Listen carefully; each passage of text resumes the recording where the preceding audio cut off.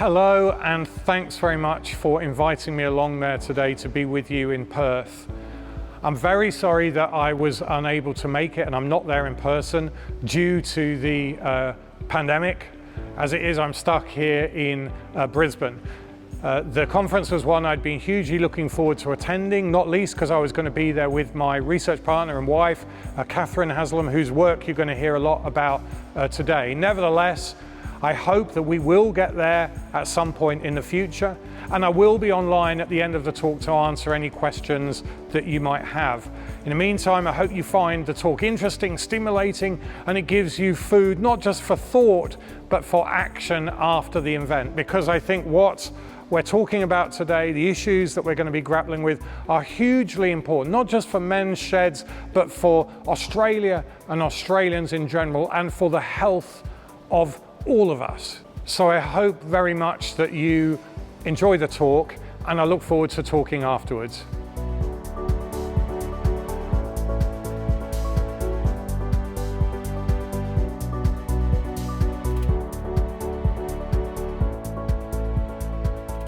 So the title of my talk today is Tackling Australia's Most Challenging Health Problem.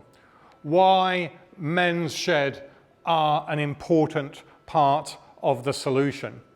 And I want to start by acknowledging that this is not research or ideas that I've developed on my own. On the contrary, this relates to work that I've done with a team of researchers primarily based in the School of Psychology at the University of Queensland.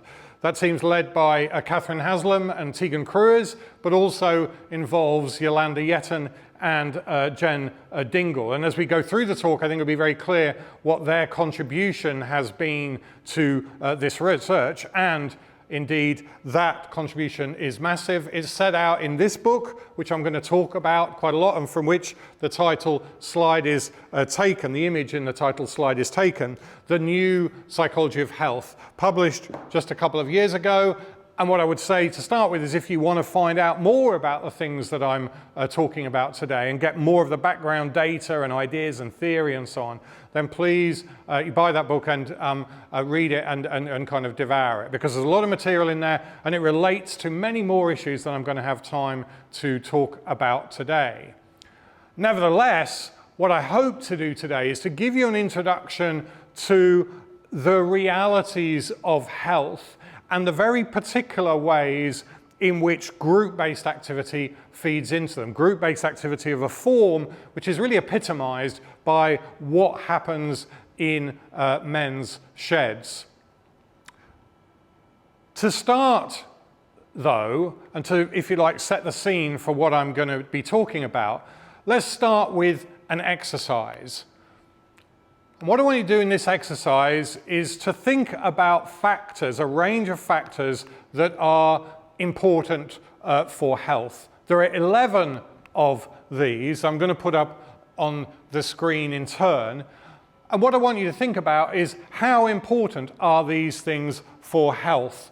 Not smoking, quitting smoking, not being obese, not being exposed to air pollution, receiving social support, taking appropriate medication, exercising, being socially integrated, being physically active, not drinking excessive alcohol, and having a flu vaccination. Now, obviously, all of those things are important for health. They're all kind of good for you. But what I'd like you to do is just think of what you see as the 2 or 3 most important in protecting you from dying and keeping you alive. Which of those things is the best predictor, if you like, of non-mortality? Well, the kind of good news is that actually researchers have really answered that question. And in particular, a few years ago now, there was an incredibly influential meta-analysis conducted by Julianne Holt-Lundstedt and her colleagues. And that meta-analysis brought together the results of all of the research, nearly 150 studies that had investigated these issues involving around 300,000 participants. And it looked at the extent to which each of these factors was predictive of mortality. And what you can see from this graph is that there are obviously clear differences between those various factors as predictors of mortality. But the two that were most important, and those are the longest bars, the bars marked in red on that graph, were receiving social support and being socially integrated. Now, as an exercise, I think that is quite an interesting one, and it's very useful, I think, whenever I'm talking to audiences like this, or to students, or to policymakers. And the exercise alerts us to several things. The first of those is that the two things I've just talked about there, social support and being socially integrated, aren't the things that we normally think about when we think about health. This is a brochure that came through the door of all Queensland households a few years ago now, and it was basically tips on staying healthy. And it contained a list of things that you should do just to keep fit, keep well, and stay alive. And this very much aligned with these, this is from the UK, the Chief Medical Officer's tips for better health. And that has indeed things like stop smoking, have a balanced diet, keep physically active, don't drink too much alcohol, and so on and so forth. But there's no mention of staying socially connected or being part of a social support system. Interestingly too, those lists, just as they focus on, if you like, physical, medical factors as predictors of health, they also don't talk about other social determinants of health. Work by Michael Marmer is very informative in this space, but there's a whole host of other researchers who've identified a whole stack of other things that are important for your health. For example, if you look here, don't be poor. If you can, stop. Don't live in a deprived area. Don't be disabled or have a disabled child. Don't work in a stressful, low-paid job. Don't live in damp, low-quality housing, and so on and so forth. Again, those are things that, as part of, if you like, the formal health advice that we're exposed to, those are not routinely part of that. And yet we know that these things are hugely important for health. The second point that that exercise alerts us to is the fact that when you ask people about the determinants of physical health, they indeed tend to underestimate the importance of social behavior and social integration. And this was demonstrated in a study that we conducted with participants from the UK and the US. And what we did is we took them and asked them to rank those 11 things, just as you did a moment ago, and say how important are they as predictors of mortality. Well, what you find, this is actually how people rank those items, and that we can compare that with the true ranking as revealed in Holt-Lundstadt's meta-analysis. Well, so the green dots are the true ranking, and the red dots are the perceived ranking. And this was over 400 people who took part in this research. What you see is that people are quite good at understanding which of those physical factors are most important. And they are things indeed like not smoking and being vaccinated and having regular exercise and so on. Okay, so people are good at understanding the importance of the physical things. But again, what you see is that they're very bad at understanding the importance of social factors for health. So whereas the meta-analysis shows that social support and social integration are the most important things for health, actually people tend to perceive them to be the least important. Why? Why do people systematically, routinely underestimate the importance of social interaction, social connection for health? Well, one obvious reason is because we don't get flyers through our letterbox telling us that these things matter. Okay, so this isn't part of the general messaging around public health. But the second, which relates to that, is that science, and in particular medical science, doesn't really have a very good explanation of why social integration and social support matter for health. They have a very good understanding, for example, of why smoking is bad for your health, and that's kind of why medical science focuses on it. But hitherto, there hasn't been a really good understanding of why social connection matters for health. And as a result, it tends to be ignored by medical agencies, by medical researchers and the like. And we have argued that that's obviously, for a range of reasons, a very problematic state of affairs. It's problematic practically because it means that people don't get the advice they need, but it's problematic scientifically because there's something important here that we don't properly understand. I should say too that there's evidence that this is a growing problem in Australia and actually in many Western countries, that actually that sense of disconnection and isolation that you see as a threat for health, there's quite a bit of evidence that that's actually increasing and has increased in recent decades as people, if you like, get spun out from communities and organizations and groups in general. If you look at loneliness in Australia, you see that, that this is a looming problem. It's actually a particular problem for young adults, most obvious in people who are aged 18 to 24. But actually it's there throughout the lifespan.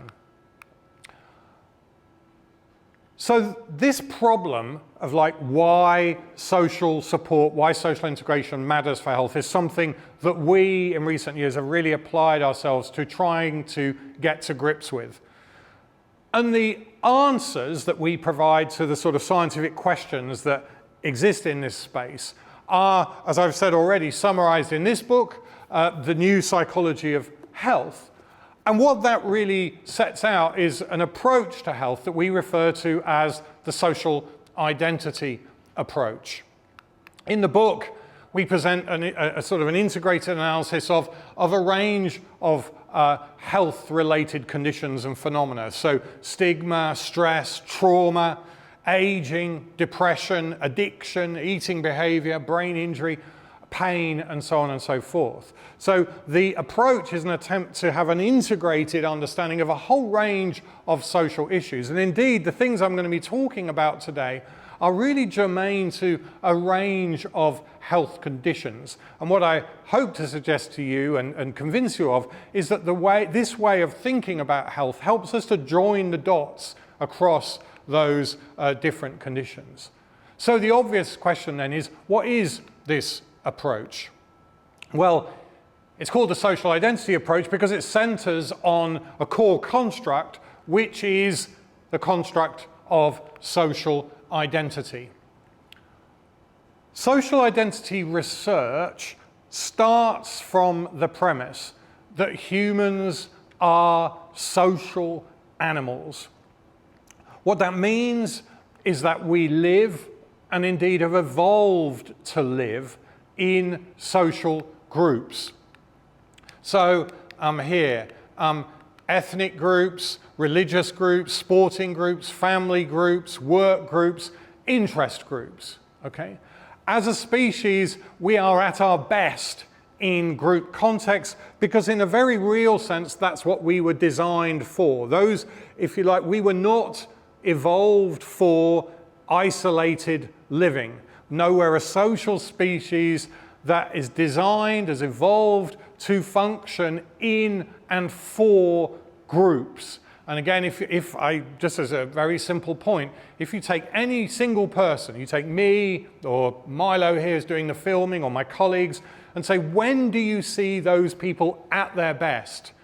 And the answer is actually, generally speaking, in social group settings. None of us is really at our best on our own, particularly for protracted periods. As a result of that fact that we kind of live out much of our lives in group and societal, communal, organizational settings, a large part of our sense of self, who we see ourselves as being, who we think we are, is derived from our membership in social groups. That's what social identity refers to. The internalized sense of self, the sense of oneself as a member of a group. So when I refer to me, not as I, but as us psychologists, us Australians, us men, us gardeners, okay, us supporters of a particular football team and the like. So what we do when we internalize social identities is that we use them as a basis for understanding who we are and indeed what we kind of need to do in the world. But most particularly, and this is a point on which we've gathered quite a bit of evidence in recent years, what we know is that that sense of social identity is a basis for, provides the psychological underpinnings for social connection and a sense of social connection. So if I perceive myself as an individual in terms of my personal identity, then you and everybody else are strangers to me. You're not part of my sense of self. But if we share social identity as members of a particular group, as supporters of a particular football team, or members of a work team, or supporters of a political party, or indeed members of a particular men's shed, then I have a basis for connection to you, because you then become part of us and therefore part of me. And that's something that we in our research have explored in a range of contexts, in organizational contexts, in health contexts obviously, but also sporting contexts and the like. And what we observe in that research is something we refer to as the virtuous circle of social identification. And what that means is that social identity is a basis for connection, organization, and community, as I've just said. That provides a platform for support and coping, mutual help, which then gives people a sense of control, purpose, and meaning. That, in turn, underpins and shores up mental health and creates a sense of resilience, which then allows people to go on and build social identity further. So what you see then is this virtuous circle in which social identity and that sense of connection feeds into all of these other positive things. And each link in this chain is something that we have explored systematically in our research. But an obvious point here is that we live, that's a very nice rosy picture of social identity having all those positive consequences. But we also live in a world where people lose and lack social identities. And often our group-based sense of connection to other people is under threat. In particular, we know from the work of Alex Haslam and others that social identity is particularly under threat in periods of life transition. So as you go old and you move into a care home, for example, well, you lose social identities as members of a particular community in society. You might also lose connection to your work groups as you retire, and professional groups. If you relocate to a new city, if for whatever reason your group becomes stigmatized, or indeed if your group is exposed to trauma, for example, as it is the case in veterans or survivors of various kind of catastrophes, bushfires or floods or other forms of sort of pestilence, if you like. All of those things can destroy connections, groups, and consequently undermine people's well-being. How does that kind of work then? What you see is what we refer to as the vicious circle of social atomization. Here, lack of social identity is a basis for disconnection and loneliness, which results in alienation and a lack of support, which then feeds into frustration and anomie, and then distress, dysfunction, and vulnerability.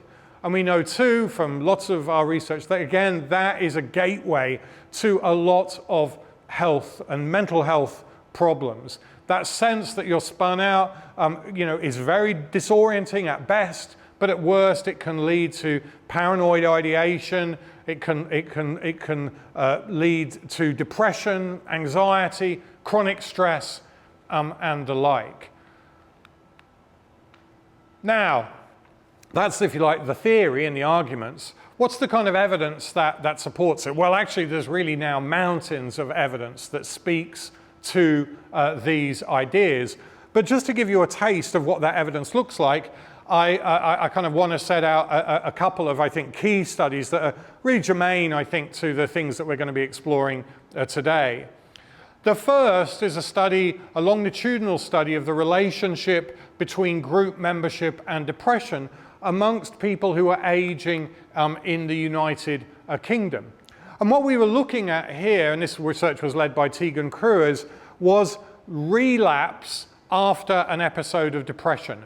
What we know is that if you are depressed, the likelihood of relapse is very considerable, okay? And that's indeed a huge challenge in the kind of depression space, okay? How can you stop that kind of relapse? Well, what this research did was track people over many years and look at the things that were protective of that relapse. And in this research, we controlled for all the other sort of usual suspects like age and physical health and socioeconomic status and the like. And what you see there was that when you have an episode of depression, if you don't join any social groups in the next few years, the risk of recidivism is very high indeed. 41% of participants relapse, have another episode of depression. But if you join one social group, that drops to 31%. If you join two social groups, it drops to 21%. And if you join 3 or more groups, it drops to 15%. So what that's saying, or what it appears to be saying, is that joining social groups is a very good way to protect yourself from the ravages of mental illness. And in this particular case, the groups that people were joining were recreational groups or sporting groups or activity groups or interest groups and the like. Here's another study, this one led by Nick Steffens, another researcher in our team. Here, he's looking pretty much at the same thing, but he's looking at this in people who retire, after they retire. And what he's looking at is just the likelihood of them dying. Again, going back to this mortality thing.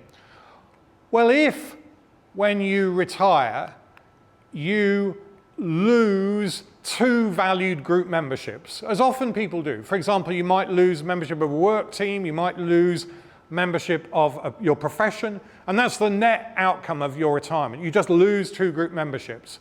Well, your risk of dying in the first 6 years of your retirement is 12.1%. If you only lose 1 group, that drops to 5.2%.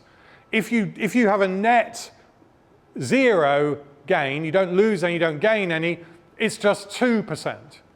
If you have a net gain of 1 group, it's 0.25%. 0.95%, and if you have a net gain of 2 groups, it's 0.41%. What that's saying, and again, we're controlling for all the other things that I talked about previously, what that's suggesting is that joining groups stops you dying. So if you lose a group, a valued group when you retire, as is true for lots of people, and you're at risk because that group is a source of support, of self-valorization, a sense of self-worth and self-esteem and connection, all the things we've been talking about. So if you lose that, you're vulnerable. If you replace that group, that's good. But if you replace it with more groups, that's even better. And again, there's a 26-fold difference in people dying as a function of whether they lose 2 groups or gain 2 groups. And obviously, you can see where men's sheds and other community groups fit into that story. Yeah, if you retire and you lose a valued group, but you join a men's shed, well, you know, you're a sixth less likely to die than you would be if you didn't do that, you know, or if you just lost 2 groups. Okay, so again, joining groups, becoming an active member of valued groups looks like a very positive thing. Another meta-analysis, again led by Nick, what we're looking at in this was just the impact of interventions of any form that seek to and manage to build social identity. These can be interventions of any kind of form in any kind of health context. What you see in this graph is that interventions, whatever form they take, that build social identity have a positive effect on health. In fact, that's a very, it's a very robust, all of those effects are on the right-hand side of that red line, suggesting that there's a positive relationship between social identification and health. But it's a big effect. And it's actually a lot bigger than that associated with lots of other different types of intervention in the health space. So at a kind of basic takeaway point here is joining groups is good for your health. It's reliably good, and it's a lot better than a lot of other things that you might do. But there are some issues with this research. Some of it's actually experimental, so we can establish cause and effect, but there are other kind of issues that make it difficult to disentangle cause and effect. And more particularly, what we can't really show in this research, or hadn't shown, is that you can take these ideas about social identity, translate them into a focused intervention targeted at people who are vulnerable or at risk and deliver positive health benefits, particularly in staving off the consequences of social disconnection, isolation, and loneliness. And over the last 5 or 6 years or so, it's that question, that scientific question, that we've really focused our energy on. Can we devise, based on all of this evidence, an intervention that's really going to deliver the goods in terms of protecting people from the ravages of social disconnection, isolation, and loneliness? Well, the answer is yes, okay? That's a very good thing. And the specifics of this, I've said, are being really led by Kath Haslam and Tegan Cruise, but again, there's really a large team of researchers that have been involved in this research over the last few years. The intervention that they've come up with, and again, it sort of does what it says on the tin, is just called Groups for Health. And it's a 5-module program. The first module is called Schooling, and that basically just involves doing what I'm doing here, telling you why social identity matters for health. The second module is called Scoping, and that involves developing a sort of map and understanding of your social world and where your social support and social integration might be coming from, but also where you might grow that map, where you might grow those connections. Where's a sensible place for you to invest your, if you like, social energy? Then the third module is called Sourcing, and that involves getting groups of people who are going through this intervention together, groups of about 8 or around about 8 people, but it varies a bit, to, if you like, work together to think about how they might, if you like, connect with others and form group-based social connections, and in particular to reconnect with valued groups that they might have lost touch with. And this is something that they talk about as a group and talk through the kind of issues that it raises. And then in the fourth module, which is called Scaffolding, the group itself is like a laboratory in which people experiment with this process of joining up with groups and develop action plans for what they're actually going to do to connect. Sometimes they do this with somebody else from the group. They go and find out a group they want to join and they do that, okay? And then they come back in the fifth module, which is called Sustaining, and they look at how that's all gone. This is conducted about a month or so later. And they revisit some of their experiences, they troubleshoot issues that have arisen, they look at their progress, they revise their plans, and so on and so forth. Now, just to say that intervention has important points of contact with an activity referred to as social prescribing, which you may have heard of. This is an activity which is gaining in popularity in kind of health circles, particularly in the UK.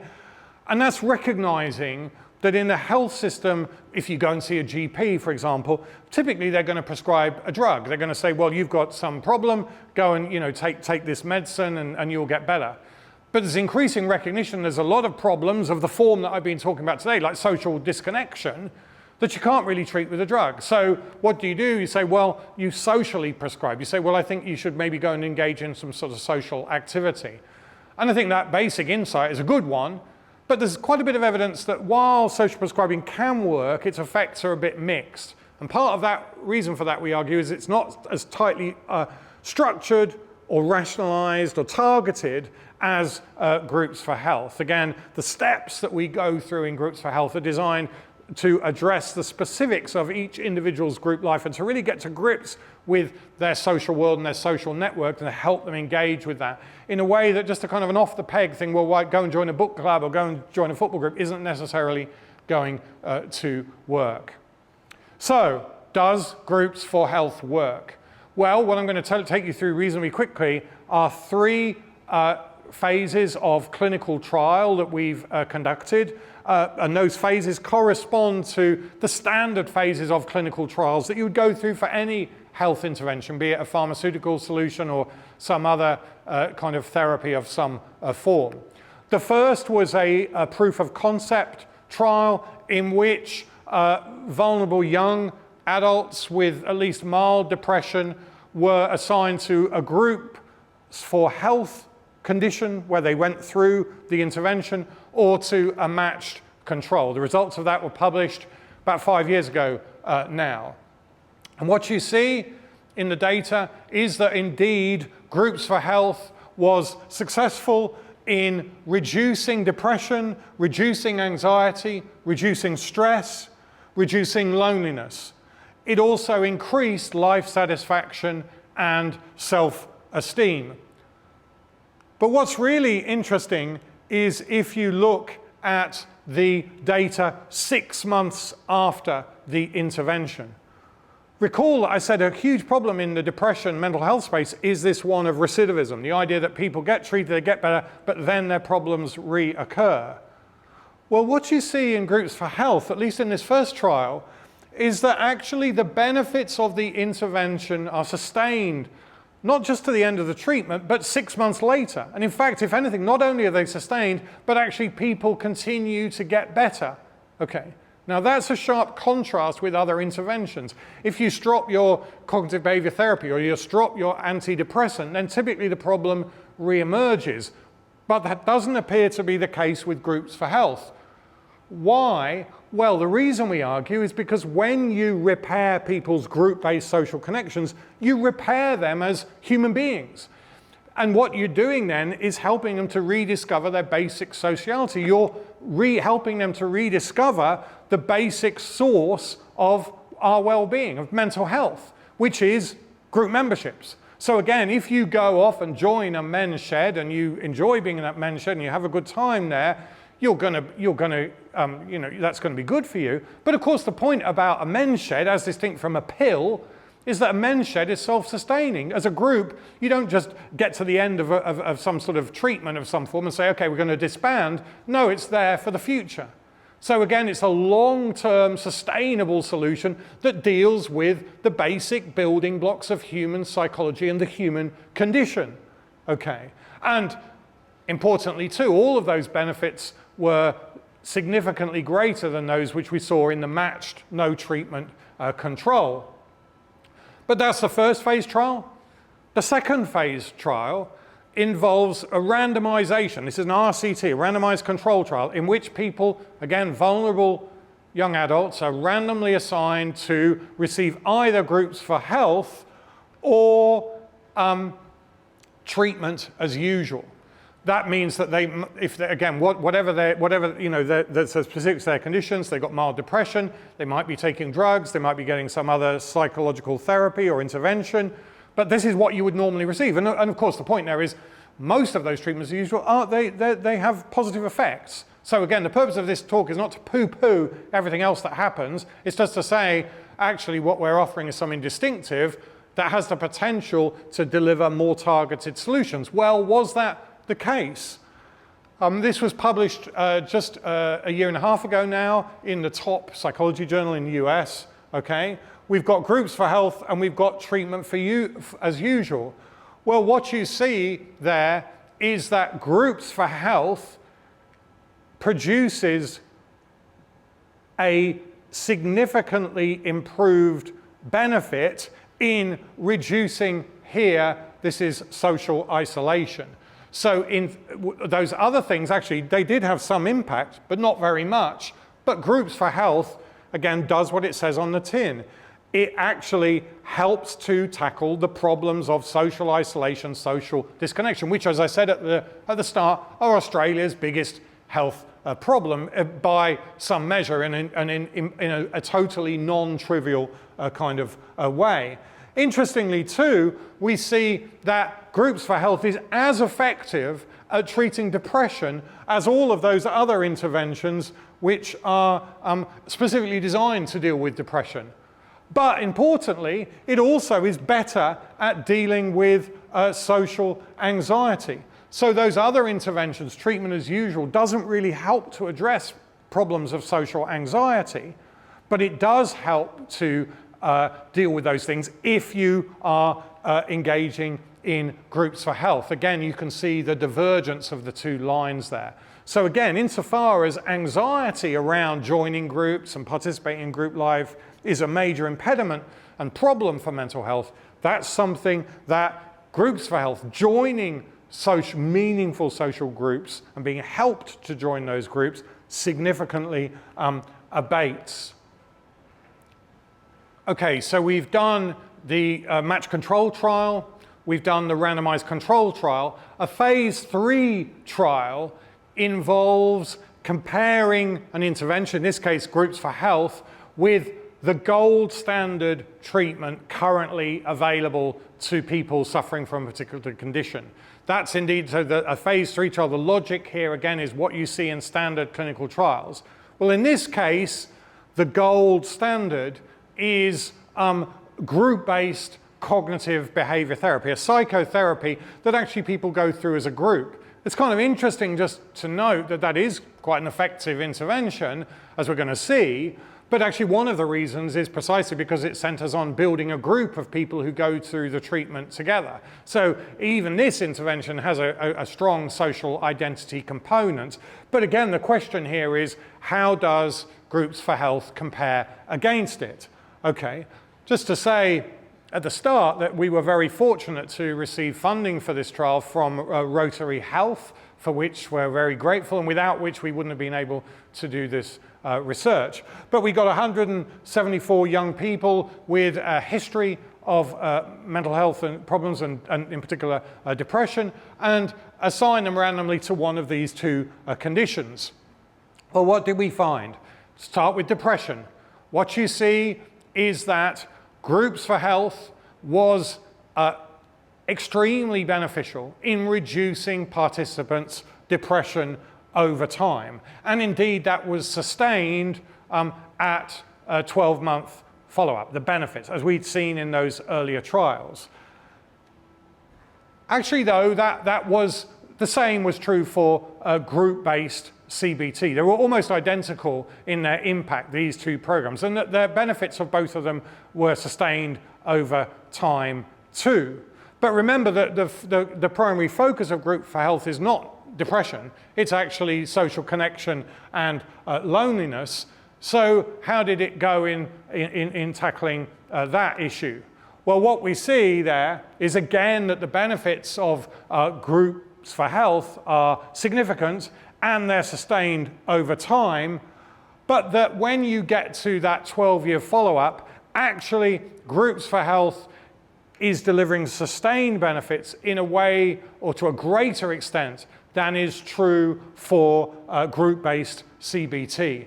Again, I think that speaks to the fact that if you get people to join meaningful social groups, you've got a sustainable source of mental health in a way that may not be true and probably is not true with other kinds of interventions.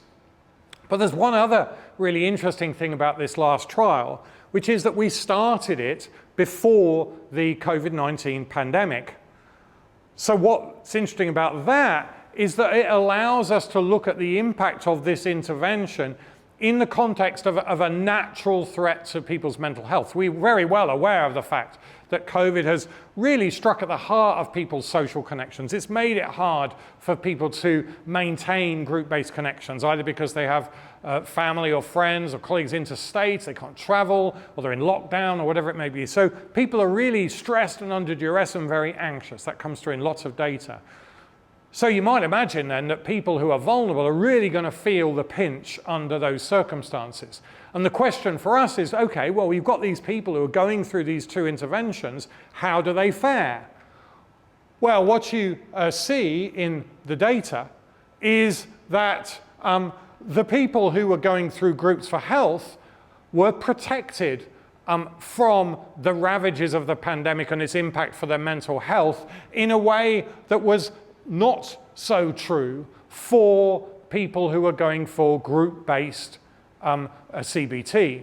So groups for health, joining groups was protective, whereas the standard, gold standard intervention was not. And there you see those the lines on the graph diverging at that follow-up point. Now what that suggests, and I think this is a really important point, is that groups for health has prophylactic value. It's not just that joining groups is good for you if you have a mental health problem. It's good in preventing you actually getting a mental health problem in the first place. Now that's really important in the mental health space. A lot of the work we were doing with the Royal College of Psychiatrists in the UK, increasingly medical health practitioners, but psychiatrists, are troubled by the fact that dealing with mental health problems downstream after they've reared their head is really problematic. It's very resource intensive. It's much harder to turn things around when they've gone bad.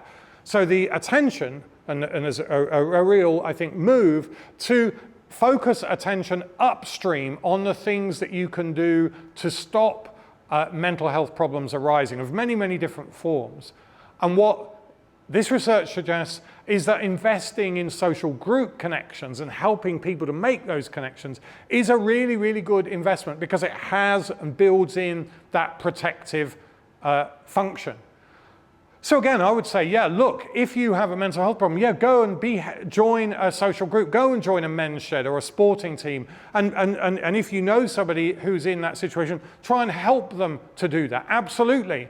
But even if you haven't got a mental health problem, go and do that too, because it's going to stop or it's going to reduce the likelihood of those problems arising in the first place. Again, investing in group memberships is a good thing to do when and while you can, because it is going to, if you like, reap benefits down the track. There's actually a study was conducted by researchers at La Trobe University a few years ago, showed that for every $1 invested in a community group, like a sporting group or a men's shed, you got something like a $4 return on that investment, which is in a sort of health space is a very high return investment.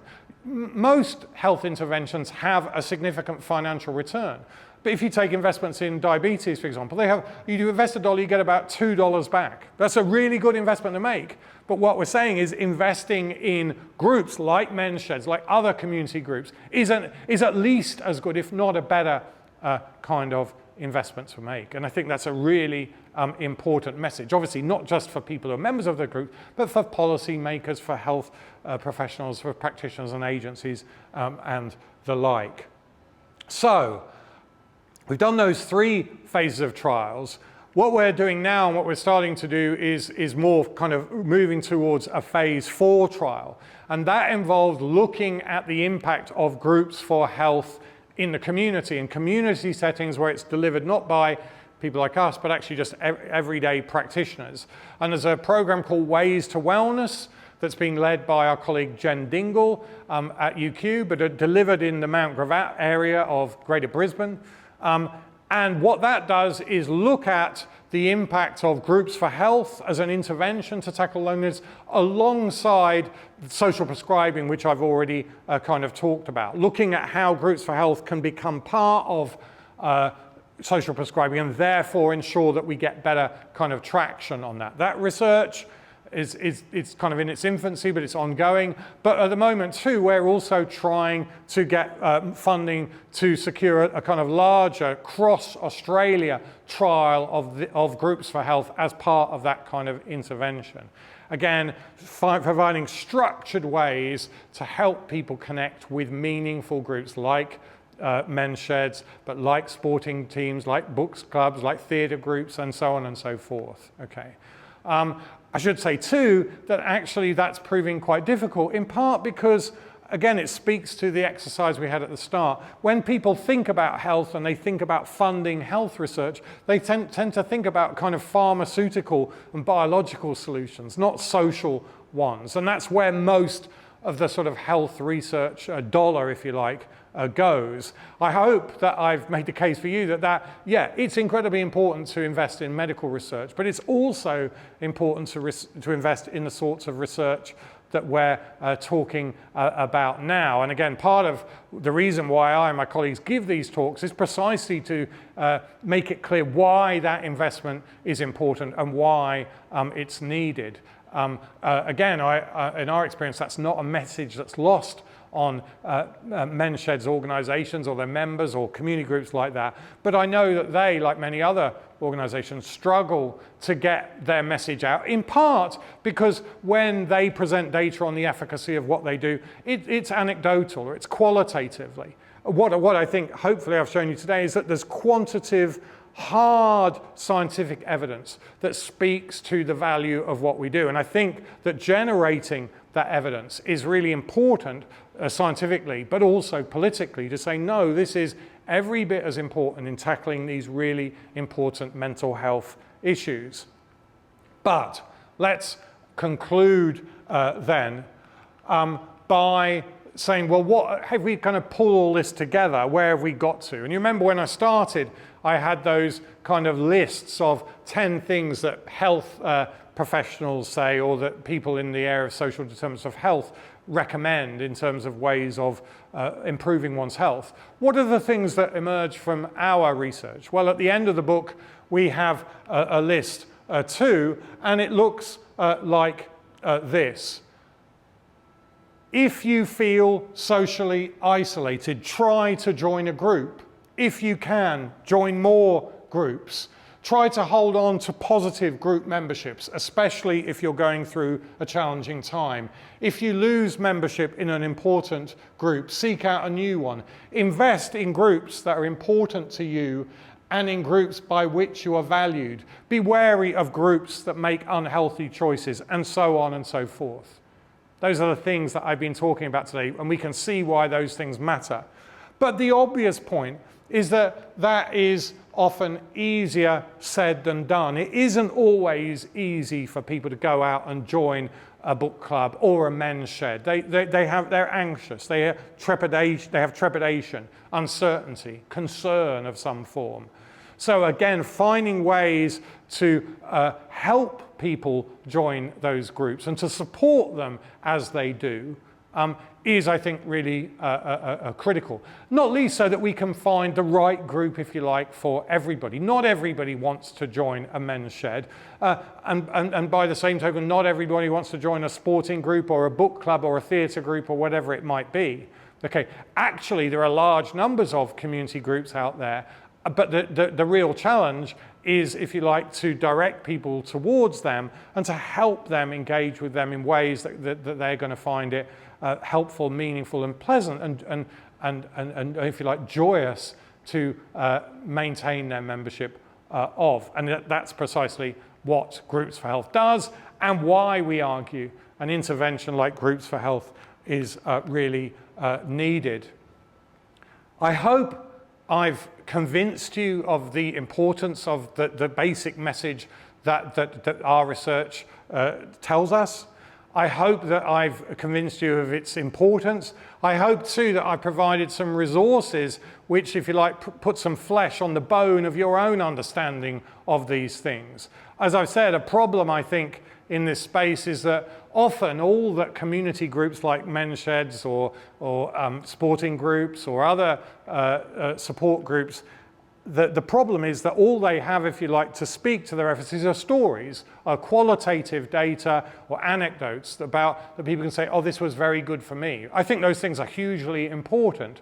But in a particular sense, they don't stack up against hard scientific evidence. So our research is attempting to kind of bridge that gap by saying, no, these things are every bit as important as those medicines, as those other formal psychiatric or psychological kind of interventions. And what people are doing in men's sheds and what they're doing in other community groups is every bit as important as what's going on in hospitals and health centres and the like, and is being delivered by formal health practitioners. And the more that we can actually bring all these resources together, the better. Okay. And again, critically too, though, we're going to have to invest in that social infrastructure if we want to access the social dividend, the social benefits that come from a meaningful, valuable, and sustainable group life. Just to end, I want to thank the really important groups kind of in my life, but obviously the one that's really relevant to what I've been talking about today are my colleagues at UQ, Kath Haslam, Tegan Cruis, Jen Dingle, Yolanda Yeton in particular, but also others, Nick Steffens, Sarah Bentley, Zoe Walter, and really many others, including now the thousands of participants who've taken part in our research. I'm very excited about what we're doing, but I'm really excited to take that message out to the world in the hope that we can galvanize people around what I think is a set of challenges that are very much of our time, but that is absolutely within our capacity to address and resolve. But we can only do that if we recognize the importance of what we do together, and we work together to lock in those benefits and provide the infrastructure, social, practical, and scientific, to make healthy groups a sustainable, living, breathing reality. So thank you for being part of that. Thank you for continuing to be part of that. And thank you too for being such an important part of the solution.